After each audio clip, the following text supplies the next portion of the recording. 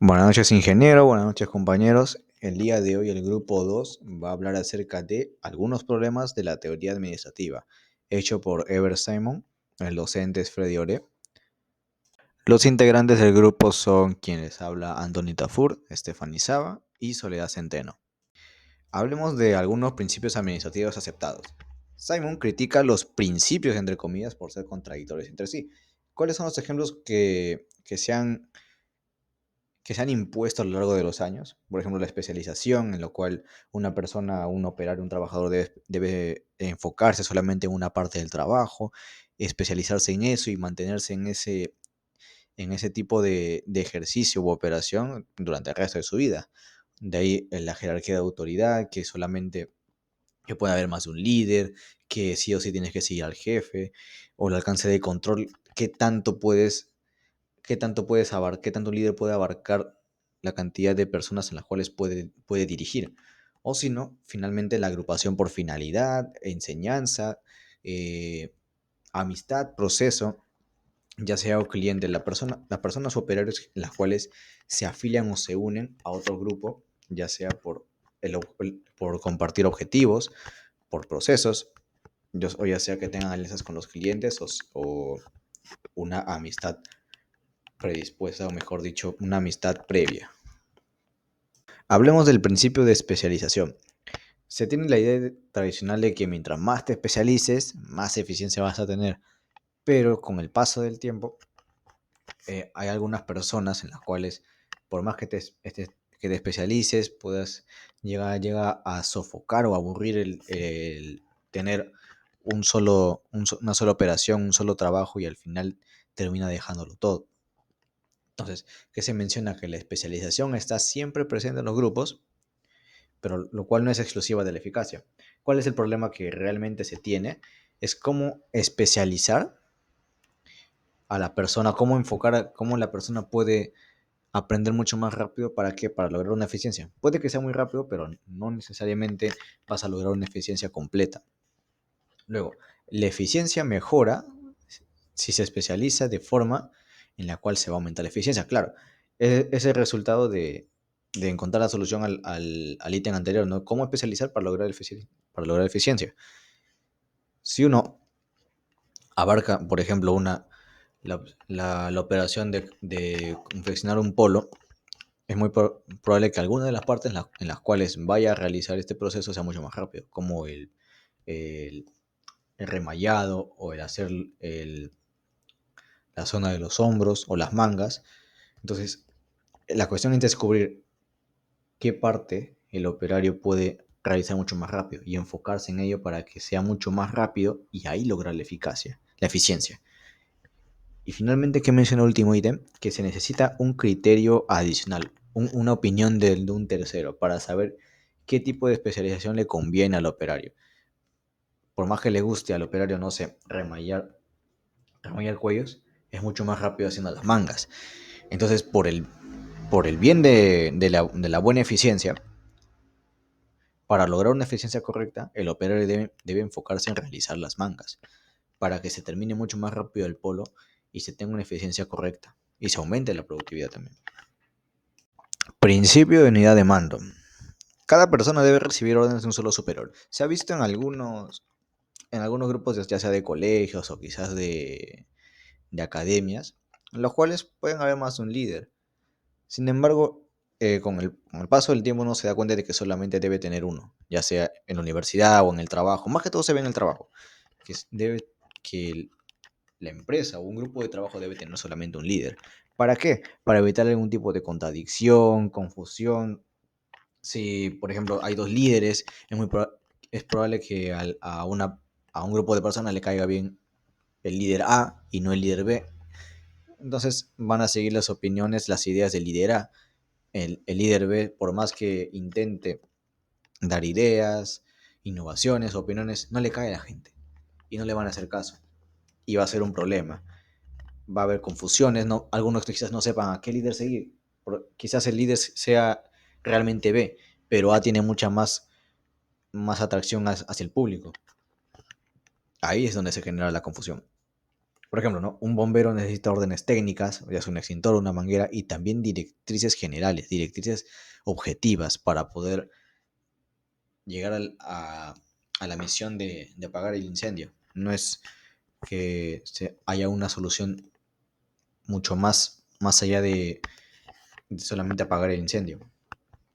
¿Qué pasa si ambas órdenes se contradicen? Ya, a lo que voy, ¿no? Si se tiene dos líderes, y peor, si uno no le cae y al otro sí, pero tienen opiniones en las cuales se contradicen, mucho peor. Va a haber mucha más contradicción entre no solamente en los líderes, sino en las personas en las cuales seguir.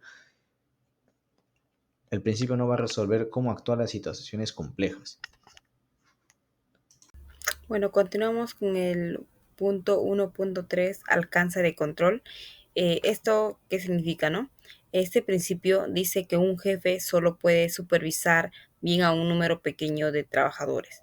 Por ejemplo, entre 5 a 6 personas. Si tiene demasiados, no podrá controlar bien el trabajo y se le escaparán detalles de la mano, ¿no? Pero ante esto hay una teoría contradictoria que señala Simón, lo cual es, este principio choca con otros principios, ¿no? El de reducir la cantidad de niveles en la organización.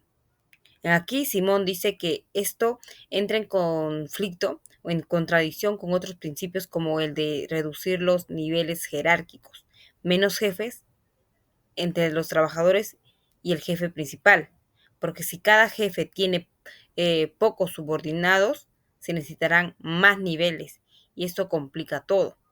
Por ejemplo, si cada jefe solo tiene pocos subordinados, se necesitarán muchos jefes y niveles, como una pirámide muy alta, se podría decir. Pero si queremos menos niveles, cada jefe tendrá que supervisar a más personas y eso también es un problema. Para que podamos entender de una manera clara, vamos a dar unos ejemplos. Por ejemplo, ejemplo de una escuela, ¿no? Si el director requiere supervisar directamente a solo 3 profesores, necesitará muchos coordinadores para los demás. Sí, pero por lo contrario, si supervisa directamente a 10 profesores, no podrá estar atento a todos. Ambas opciones tienen problemas, ¿no? No hay una solución perfecta. ¿Qué podemos decir ante esto en una conclusión, se podría decir? Este punto, por ejemplo, nos dice que no basta con decir menos subordinados es mejor, porque como sabemos, eso crea otros problemas como los más niveles que pudimos ver, ¿no? O más burocracia. Lo importante aquí es encontrar un equilibrio según cada organización. Bueno, continuamos con el punto 1.4, organización por finalidad, proceso, clientela y lugar. Primero, ¿de qué trata esto, no? ¿O qué significa? Aquí habla de las formas de organizar el trabajo. Como se puede visualizar ahí, se encuentran 4 puntos, ¿no? El primer punto es finalidad, objetivo, ¿no? Que agrupa el personal según lo que busca lograr. ¿Qué busca? Educar, curar y construir. En el segundo cuadro, proceso. ¿Cómo hacen? Se agrupa por tipo de trabajo o habilidad. Por ejemplo, todos los ingenieros juntos, ¿no? Tercer cuadro, clientela. ¿A quién atiende? Se agrupan por tipo de usuarios o grupos, ¿no? Niños, adultos, mayores o empresas, ¿no? Lugar, donde trabaja. Se agrupa por zonas geográficas, como por ejemplo Lima, Lima Norte, Lima Sur, entre otros, ¿no? Aquí, ¿cuál es el problema? Que estos no se pueden usar de las 4 formas al mismo tiempo. Tienen que elegir solo una, ¿no? Y cada opción tiene ventajas y desventajas. Por ejemplo, vamos a dar un ejemplo, ¿no? En un servicio de salud escolar. Sabemos que es un servicio de salud escolar. Si se organiza por finalidad, debería en el Ministerio de Salud. Si se organiza por clientela, que son los niños, debería ir en el Ministerio de Educación, ¿no? En conclusión, ¿qué podemos decir de esto? Que esta parte nos muestra que hay muchas formas de organizarnos, ¿no? Pero en la vida real hay que escoger una nomás. Y ninguna es perfecta, como sabemos. No hay un principio que te diga cuál es la mejor opción, porque todos dependen del contexto. Bueno, continuando con el punto 1.5, el callejón sin salida de la teoría administrativa, ¿no? ¿De qué trata esto, primeramente? ¿O qué significa, no? Después de analizar todos los principios anteriores que ya se explicó, aquí Simón dice que la teoría tradicional no da respuestas reales. Lo que parecen principios sólidos en la realidad son como refranes populares, ¿no? Que suenan bien, pero se contradicen entre sí. Aquí vamos a dar unos ejemplos para que puedan escucharlo y darse cuenta que son contradictorios, se puede decir. Por ejemplo, el ejemplo 1, especialización versus unidad de mando, ¿no? Aquí que explica, por ejemplo, la especialización. Dice que es mejor dividir el trabajo según quién sabe más del tema, ¿no? Por ejemplo, un técnico toma decisiones técnicas. En la unidad de mando, en acá, dice que cada persona solo debe recibir órdenes de un jefe. En conclusión, se contradicen y no saben cuál principio aplicar. El segundo ejemplo, el alcance del control versus menos nivel de jerárquicos, ¿no? Aquí el principio del alcance de control dice que un jefe debe tener pocos subordinados, pero si hacen eso necesitan más niveles de supervisión, ¿no? Más jefes, más jerarquías. Sin embargo, el otro principio dice que es mejor tener menos niveles para que las decisiones sean más rápidas. Y aquí se puede visualizar que se contradicen, es contradictorio. El último ejemplo, organización por finalidad versus clientela. Aquí, si organizas el área de salud escolar por finalidad, deberían estar en el Ministerio de Salud, pero si lo haces por clientela, que son los niños, deberían estar en el Ministerio de Educación. Aquí nuevamente dos principios, o sea, válidos, pero contradictorios, ¿no? Por ello, pues se puede concluir que no basta con aplicar principios como recetas, ¿no? La administración no es una fórmula exacta. Lo importante es analizar cada caso con cuidado y no depender solo de las frases bonitas que se dicen, ¿no? Ahora vamos a ver cuál es el enfoque de la teoría administrativa. Simón propone abandonar los llamados principios de administración, porque muchas veces se contradicen entre ellos, como hemos visto en el capítulo anterior. En vez de eso, se propone un enfoque mucho más científico y práctico, basado en 3 pasos. Primero, vamos a describir bien la situación administrativa con datos reales y observables. Segundo, se va a diagnosticar los factores que afectan la eficiencia. Y tercero, determinaremos qué criterios pesan más en cada caso para tomar mejores decisiones. Por ejemplo, no se trata de aplicar siempre el principio de unidad de mando sin cuestionarlo, sino de analizar cuándo es útil y cuándo puede causar problemas según la situación. Para entender bien la teoría administrativa, es necesario describir las diferentes situaciones que se pueden dar. Aquí Simón nos dice que no se puede construir una buena teoría sin tener primero buenos conceptos. Las organizaciones no pueden describirse solo con organigramas o diciendo qué hace cada oficina. Estas descripciones son superficiales. Él propone algo mucho más útil: describir quién toma cada decisión en la organización y qué influencias tiene al hacerlo. Por ejemplo, no basta decir que el director de una escuela tiene autoridad. Hay que ver si realmente toma decisiones o si depende de otras oficinas, del presupuesto o del ministerio. Además, hay que considerar cómo fluye la comunicación entre áreas, si hay coordinación o no, si el personal está entrenado, etc. En resumen, no basta con ver la foto de la organización, hay que entender cómo se mueve. Es por ello que surge la necesidad de hacer una diagnosis de las situaciones administrativas. Este paso se enfoca en entender qué limita el rendimiento de las personas en una organización. Simón habla del principio de eficiencia. Se deben buscar decisiones que logren los objetivos con el menor gasto de recursos. Entonces, para diagnosticar bien, debemos mirar 3 límites que afectan la eficiencia de las personas. Primero, las capacidades físicas o mentales, como la destreza, la memoria, la velocidad para hacer cálculos. Por ejemplo, un trabajador puede saber qué hacer, pero no tener la habilidad para hacerlo rápido.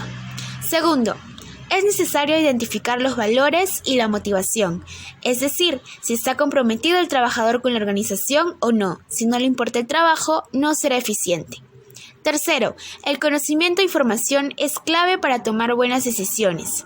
Si una persona tiene muchas ganas, pero no tiene la información actualizada o el conocimiento técnico, fallará de todas formas.